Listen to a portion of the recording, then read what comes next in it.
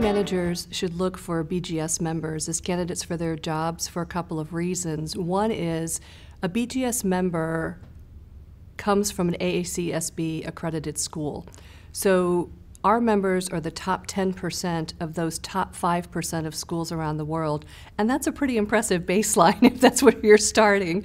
But then you take into consideration the leadership opportunities that they build while they're BGS members in the collegiate community, and the dedication to service that so many of them exhibit through community projects.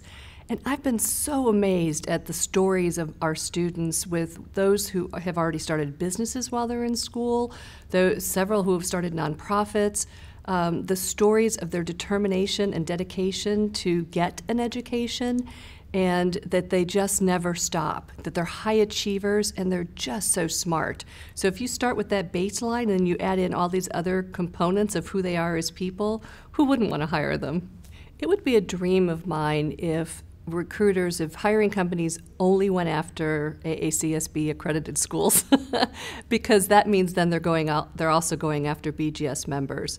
We have one company in particular, Geico. They came to our first Global Leadership Summit. They interviewed a group of our students, hired 75% of the students that they interviewed for their Global Emerging Leaders program, called me a week later and said, how can we hire more of your students? So we started partnering with them on some of their recruiting efforts, and this year at the Global Leadership Summit, they're bringing a team of people because they want to talk to as many Beta Gamma Sigma students as possible.